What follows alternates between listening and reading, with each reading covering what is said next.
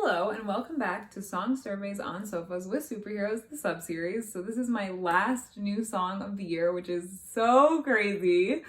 And this song is definitely an interesting pick because I've never even heard of this artist before and I've never heard any other song, but not gonna lie, this week's pickings were pretty slim. And so I kind of just picked some of the artist or band's names that seemed interesting to me. And when I heard this song, I was like, yes, this is definitely the one I'm doing this week. And so, yeah, I'm really excited about it. Again, I had no idea about this artist going in. So let's get into it. So the song I picked was Not So Gray by Sam Tompkins. And definitely more of a little bit of a like rappy feel to this song than I would probably normally have picked. But fantastic lyrics, really like this song overall. So yeah, let's get into it now. Okay, so the beginning of the song is super interesting. It starts with these like two clicking noises and then almost sounds like someone who's like hitting an acoustic guitar.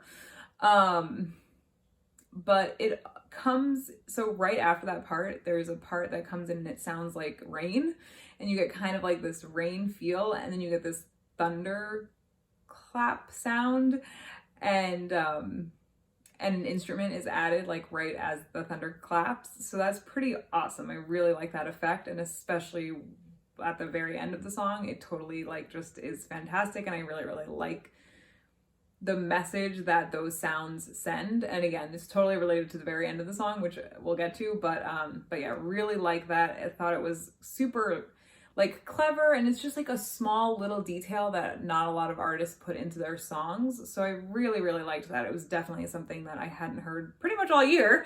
So I really liked that and thought that was a really cool effect. So you get some yeahs with that instrument, and it's separated into groups of, you get like 6 of them and then 5 of them, and then you get one right before the lyrics and the percussion come in. And then the rain sound is gone at that point. But yeah, so really like the yeahs. I think it's a really good way, again, to kind of start the song, especially with that rain sound that you get. You kind of get some music, and then you get a little bit of lyric technically with the yeahs, and then you go into the actual verse of the song. So this song deals with depression. So again, please, if you feel like you need to, call either 1-800-273-8255 to talk to somebody, or text the word home to 741-741. So that's just a little bit of a disclaimer. And yeah, so moving forward, it will be talking a lot about depression. So please, if you feel like you need to reach out to somebody, please do. Sorry, so let's get into it. The second and third lines are fantastic. So the lines are, I'm no detective, but writing these songs is evidently so reflective of every feeling I've ever had. So first of all, I love like the double meaning of evidently. I think that using that word with the precursor of a detective was fantastic. Really like that choice. So clever, so well done. Just absolutely love that. But then also I really like the idea that writing is a way for the singer to kind of think about and reflect on his feelings, because for me personally, that is what helps me, is writing. And I'm not a songwriter by any means, but I just like to like write. So yeah, that definitely is helpful for me. So the fact that that is already something that me and this songwriter share with each other is kind of awesome. Like right at the beginning, I get this feel that I can relate to that part of this person's experience. So I really like that personally, but then I also just love that that is an outlet and that it can be an outlet for others. So I really like that. So then also in the first verse, I really like, well, actually, okay. So in the first verse, what happens is the second half of the first verse is very similar to the second half of the second verse, which again, we'll get into the differences later. But just the line that for sure sticks out is, well, there's 2 lines, but the line for that for sure sticks out that I, again, like, but I'm not a huge fan of is, I'm so receptive to it. Maybe I'm more like my dad. And again, that will come back later, so just kind of keep that in your head. But at the end of the first verse, the way that he changes, the way that he sings, oh my God, it's so great. So the line is, "'Cause I haven't felt nothing in a while." And he holds "I," and then he holds "a while," and it is so great. It's such a good way to end that first verse. Really, really like that choice. And the music drops, and then you get just him singing with like an occasional note from the bass, which I think is a fantastic choice. Really, really, really like the pre-chorus. It is so fantastic. And so my favorite lines are at the end of the pre-chorus. And so the first 4 lines of the pre-chorus, it's the very first word starts with "if," right? And then it lists symptoms of being depressed. So if you are feeling this or thinking this. And then the last 2 lines are the "then" part. Although the word "then" is not said in the lyrics at all during this pre-chorus part, I really, really love the "then" part to the "if." And so the lines are, "Get out your own way and make it rain in hell." I absolutely love the imagery there. I think it is like such a good and unique image, right? Because I feel like oftentimes you think of like freezing over hell or something like that. And so I really, really, really love that, like just the rain. And also it's super related to the fact that you get that rain sound at the beginning. And so I love that. I really love that idea and that image. And so yeah, that was just such a great line. And I really, really like that. As well as what happens with the pre-chorus that goes into the chorus. So you again, you just get this like every now and then bass note, but then after the lyrics are saying the pre-chorus, you get kind of like a bass, like line of bass that's like leads up, and you get this one kind of like crescendoing note that goes with that bass line. And I love it. It's a really great way to get into the chorus. I think it was like fantastically done. Really, really like that part of the song. So the music for the chorus is more full. You can definitely hear the similarities between the verse music and the chorus music, but definitely there is some elements added to the chorus that makes it different. Really, really, really love the imagery of, "I don't want to taste the fountain through a broken straw." So I really like the idea of this broken middle piece. So that was definitely one thing that stuck out in my head, as in like the fountain is functioning, I am functioning, but it's this like piece in between that's broken. So that's just like an interesting concept to me in general. And so it's interesting because this line in particular, because the line following that is, "I want the water to pour over me." And so initially when I heard the song, I thought of like fountain as in like a big structure in a park with like statues in the middle, you know, like water spouting. That's what I had in my head. But then when I took the line out separately and was starting to write about what I thought about the line, I thought about a water fountain. And so it's just like an interesting line. And I honestly don't know which one I prefer, right? Because you think like the water fountain pouring over me, that's kind of weird. But then you think like drinking out of a big, huge fountain with just a straw. And maybe that's the idea, right? Is that this big, huge fountain of things that happen in life, right? And then to just be one tasting it through a straw in general, right? When really it should just be kind of washing over you. So I don't know, it's just interesting. And again, I am tending to go towards that bigger fountain idea in my head as I'm now talking about it, for sure. But just interesting, and just definitely an interesting concept, and would make me want to listen to this song again to try and kind of figure out where my mind ends up more often than not. Is it with the little like pushing the fountain and trying to drink through it with a straw, or is it this big huge fountain and trying to, you know, use that as a metaphor for life? So just super interesting idea, and I really like that line. And again, just the image of that either way, right? Either you're doing it through a water fountain or a huge fountain is interesting to me and definitely grabs my attention. But my absolute favorite line of the chorus is the last line. It is so good. I love it so much. So the line is, "Put my blue up in the sky until it's not so gray." I cannot tell you how much I love this. It is so, so fantastic. And so what I love about it is the double meaning of blue.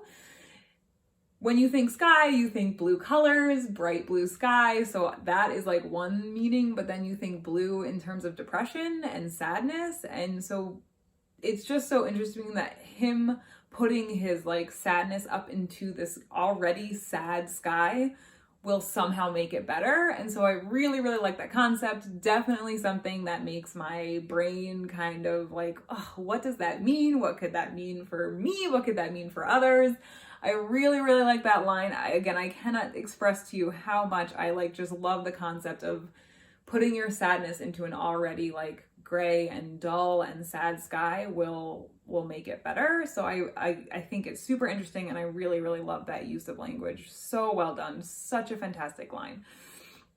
So then the music drops and just to a guitar part, and you get a repetition of the last part of the last line. So the first repetition is not so gray. The second repetition is until it's not so gray. And then the third repetition, which isn't much different, is till it's not so gray, which I know doesn't seem to make a big difference, but you can definitely hear the difference in the song. So yeah. And then you get yeah, yeah. And that kind of ends the chorus part. So the music changes back to the verse music. But I want to say in the second verse, the percussion is maybe more prominent from the beginning for sure, at least for the first half. But yeah, so that's at least what I think, and I could be totally wrong, but let me know what you think. So again, the verse starts off and it's about, so the second verse is definitely longer than the first verse. It's almost like two separate parts, and you kind of, again, like I said, you get that similar ending, like half as the first verse, but we'll talk about that. Sorry. So this verse starts off and is about his dad, and then it goes on to talk about like what he hopes for if he ever has a son himself. So really like this verse overall. I probably could have done the entire verse, but that would have been forever, and I decided to only try and pick the lines that were really super important to me. So at the beginning of the verse, it says, "I never got why my dad would always stay in his bed. Now looking back, it was preventing a family death." And so those lines really struck me as, it's like beautiful in a way, like sad, but beautiful. Just the idea that this like struggle for a kid to watch a parent just not be able to get out of the bed ended up being like the silver lining in this cloud of depression. I don't know like if I'm explaining it the right way, but it just really, the like idea of that is super intriguing to me, and I just, the way that he kind of presented it, I thought was interesting. And again, it definitely like hooks me and makes me want to continue listening, not only to this verse, but to the song over and over again, to again kind of be able to get this feel for what those two lines mean to me and how that looks in my life as well as other people's lives. And then I also really like the lines, "Take the bad with the good and pray the latter is worth all of the hassle and cancels out all of the hurt." So I really like, again, that concept of accepting that there are good things and bad things, and that dealing with these bad things is a hassle. It's a process. You have to like deal with it. But at the end of the day, you have to hope that dealing with it makes it worth it. And so I really like that line. And I know I just kind of am being super repetitive, but I like how that line kind of makes me want to keep listening to the song and kind of figure out what that means for me as a person in life. How do I interpret that when I listen to the song over and over again? So really like fantastic job with the lyrics in this verse overall. But anyway, halfway through the verse, you get an instrumental part that's added, which was not added in the first verse. And so for this line, this is where the change comes in. But also for this line, the way that he sings it is just like so fantastic. Really, every time I listened to the second verse, it made me want to go back and listen to it again, because just like the rawness that you get in this line is so fantastic. You get like a little bit of raspiness. You get like higher and different pitches. It's just really fantastically sang. And again, in this longer verse, it breaks it up perfectly. You get this added instrument as this line is being sang. So the line is, "If I ever have," and again, ever have is like a little bit different than the rest of the verse, "a kid, I'm just hope that he knows." And so I really, really love the way that, again, you get this like higher pitches for some words, and it's just fantastically done. I really, really like the way that it's saying. So good. And then, yeah, so then at the end of this verse, you kind of get that same structure as the end of the first verse. And so again, that line, remember, that I was talking about with the whole receptive, maybe it's not like my dad. So that changes to, all that means is that he's just a bit more like his dad. So again, he's talking about his son, his future son at this point. And like, so I love the changes. And again, like the rest of that end of the verse has certain lyrics that are changed to fit that, but then it has certain lyrics that are similar and kind of, again, repeat that pattern that was in that first verse. And so the other line that has changed, which is the line that I really liked how it was saying, was because I haven't felt nothing for a while. So that line is changed in the second verse to, because I will love him till the day that I die. So I love that. And again, the word I and die are held, and it's just, again, it's changed, but it's similar, and I love that. And then again, it's just changed from the verse in general. So it's just such a good choice. Really so glad he changed the lyrics. And again, like, just, you get this story feel at this point because it's different. And that is so important for the end of the song. And I love that. And I think he did a fantastic job, and it is so apparent. And I really, really loved the changes at the end of that second verse compared to the first verse. So after the second verse, it goes back into the pre-chorus. There isn't much of a change, especially musically. Musically, it's pretty much the same, but you do get like a second voice in the background that's singing the lyrics as the foreground is being sang. So it's pretty similar, but you can definitely hear that second voice come in. And then, yeah, so you get in the chorus, again, the music is pretty similar, but you do get that same kind of voice that was singing behind the foreground lyrics in the pre-chorus. Does like oohs and like ahs, and kind of sings as the lyrics of the chorus are being sang. And so I really like that. It's a really good touch, especially because it gets carried from the pre-chorus, and then during the chorus you kind of get that same sound. And then after the chorus, which I'll talk about, that same like filtered singing is carried out. So I really like that it's carried out throughout the whole ending of the song.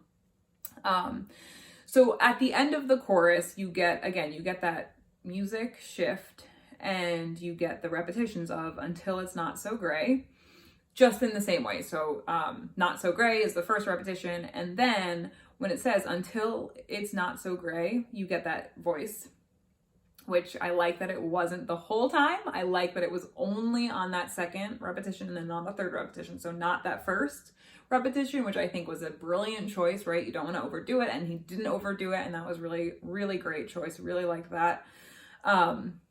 And so then that third repetition is still "Till It's Not Gray."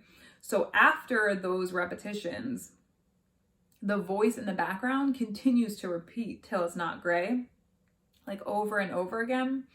And the music drops, and you get just this piano. And when the music drops, you can hear birds in the background, which I thought was a really, really great addition, especially because, like I said, right, so you hear this rain in the beginning, then you get all these lyrics and all this like progress and progression. And, you know, he's talking about how proud he is that him and his dad are still alive despite this, and what he would like for his son to be able to talk to him anytime the son is feeling low. And so at the end, you get this bird sound, and I think that that is just so, so wonderful. With this, as the music kind of fades, you still have this repetition of "Till It's Not So Gray." You even get like a couple like hums in there as well towards the end. So I really, really like the ending of this song. I think it's, again, like super different than a lot of other songs that I listen to. So I really, really liked that effect. And I just love from going from the rain and thunder to this like bird chirping and like much sunnier outlook. So I really do like that. And I thought that that was a really good touch. But, excuse me. But yeah, let me know what you think. Have you heard the song before? Is this a new song to you like it is to me? Please comment, let me know, and like, subscribe, and I will see you guys next week for the last sub-series of this year. It's so crazy. I can't believe it's been 52 weeks, or it will be 52 weeks. It's so nuts. But yeah, I will see you guys next week. Bye.